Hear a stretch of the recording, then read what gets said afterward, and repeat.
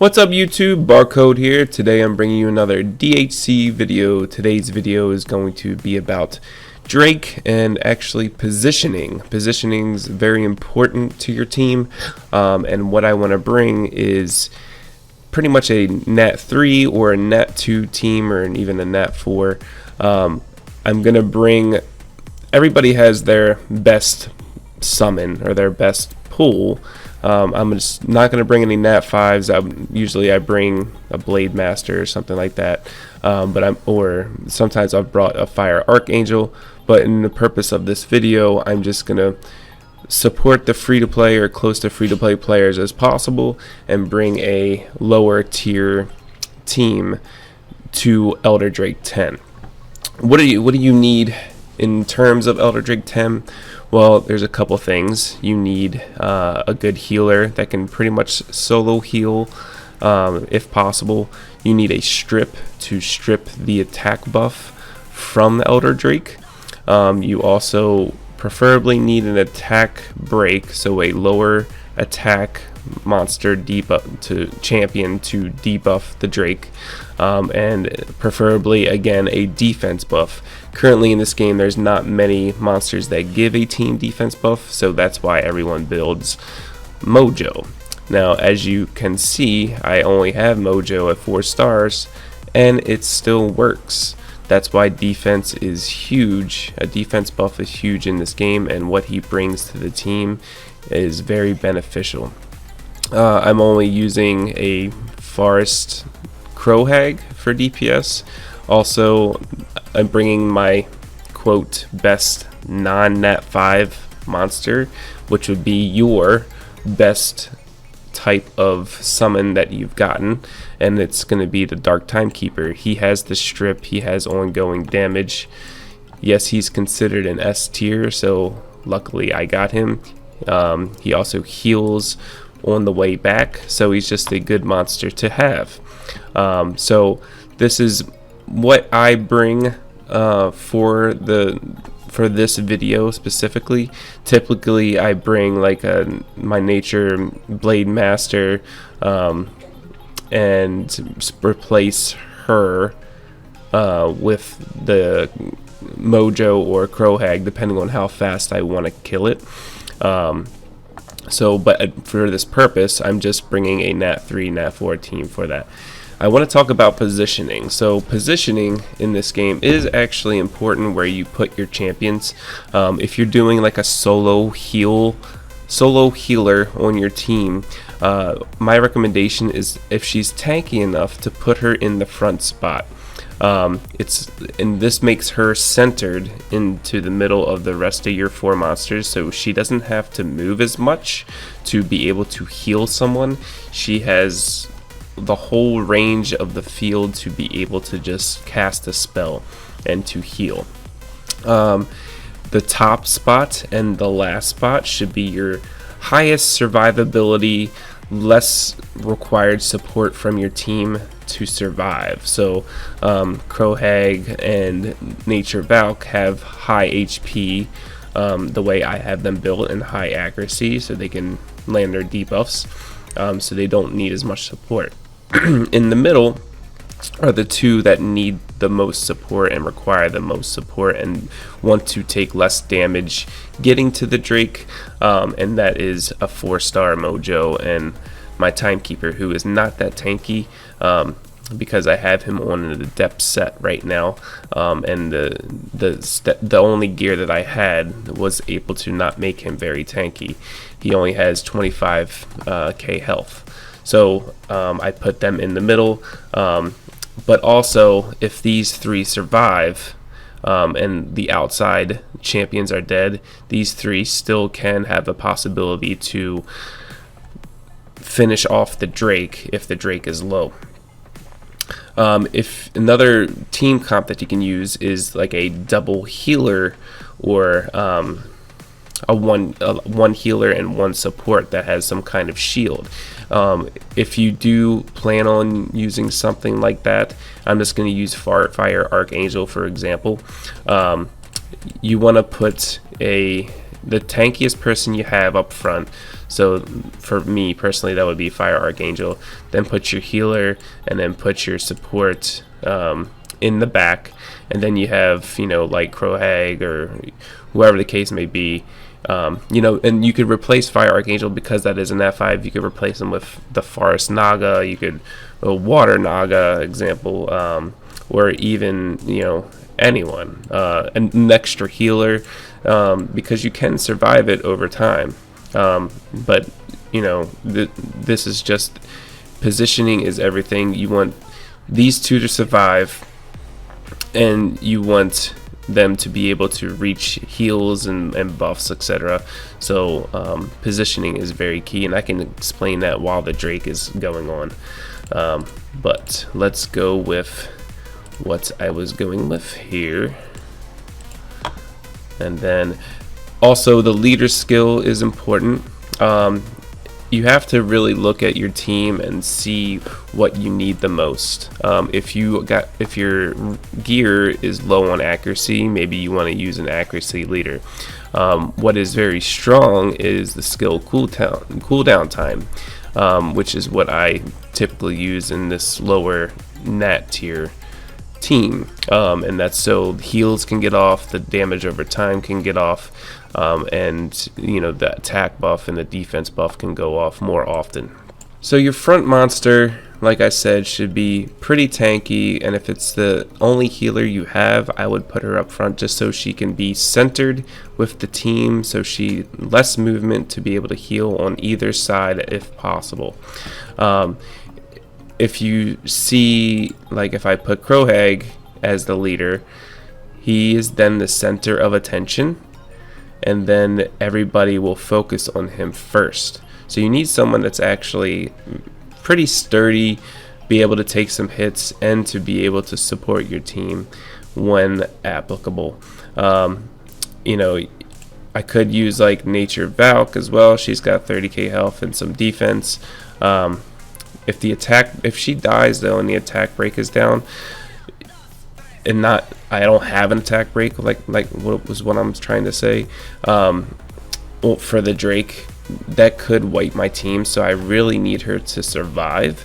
If I put Mojo up there, he's a 4-star monster, so maybe if I 5-starred him, I could put him up front to make, he'll be really tanky, and with the defense buff, just good to use. Don't want to put my timekeeper there. I need the strip. Yes, if the healer dies, I'm kind of SOL, but she is pretty she's tanky enough to take some hits and survive. So here's the Drake, and what I really need, if you're not landing debuffs, you always want to watch your team. If you're not landing debuffs, then maybe you want to use an accuracy leader. If you are landing debuffs, then you want to go either, you know, something that supports your team, skill cooldown, HP. You just really need to see what happens. If you have enough damage and you have enough heals, it could be just an HP issue. Right here is a lot of times where a lot of teams die, is when the Drake is up in the air and doing his AoE breath on your team.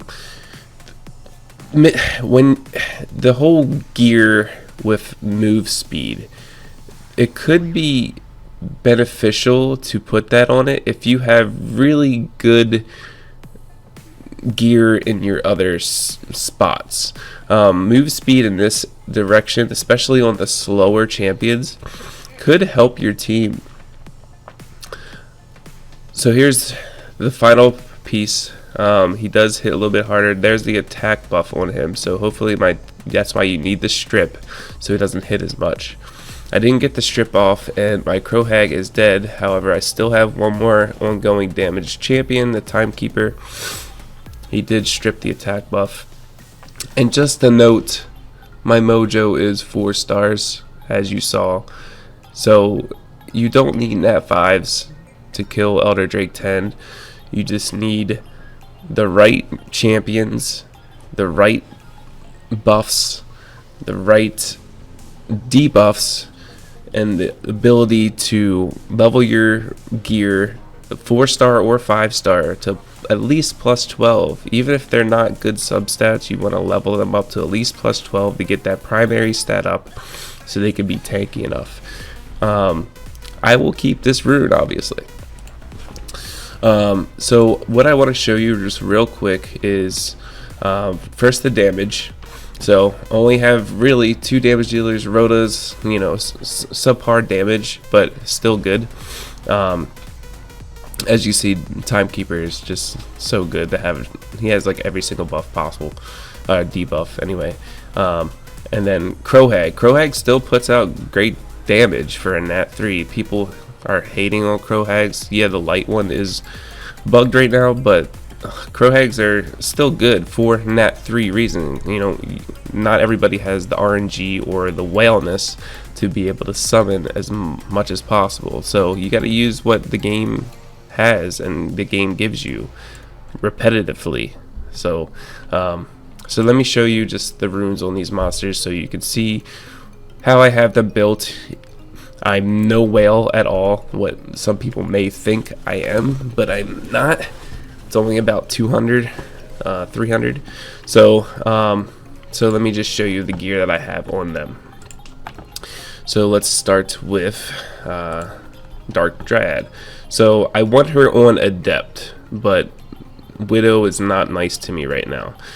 So what I have her on is just full vital, and this is really what I recommend. Some of them I don't even have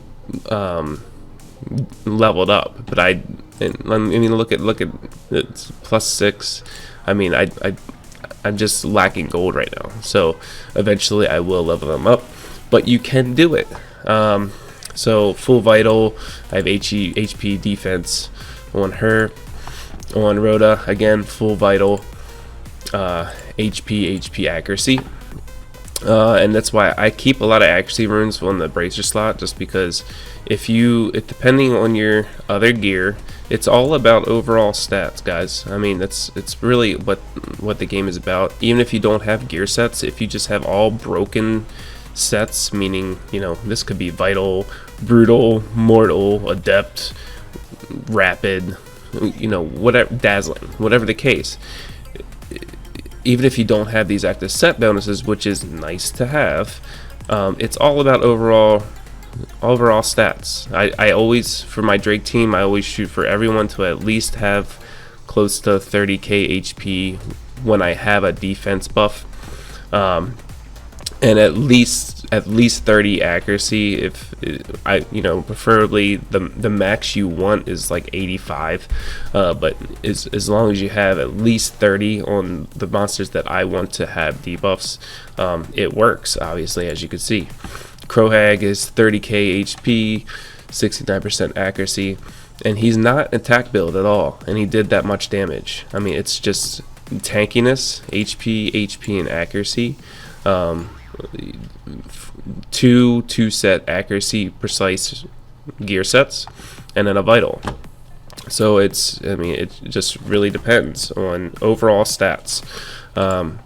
Timekeeper is actually on my only adept set, and my adept set that I had is more of like, all these are like crit rate and attack, and this 4-star is a crappy gear, but I kept it just to be able to use adept, because it's just Widow's not happy with me. Another great attack based adept, and again, crit rate, HP, speed, so that's what I'm using.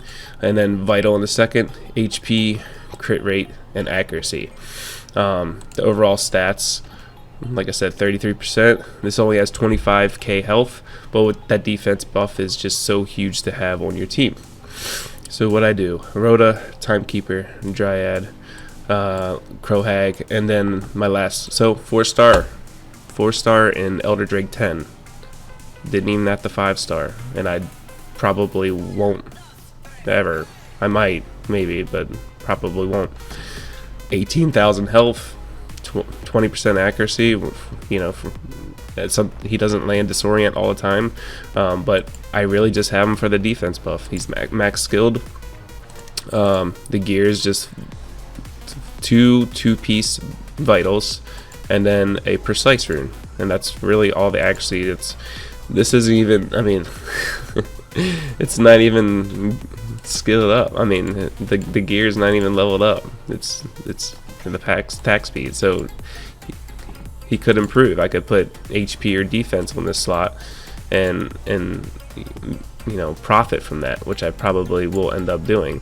I'm just lacking on gold. So thank you guys for watching. I hope this helps you guys in determining what you need to accomplish to defeat Elder Drake. Hopefully the positioning can kind of help you too. If you know, just by moving certain champions around on your team, that might even help you succeed. So thank you again.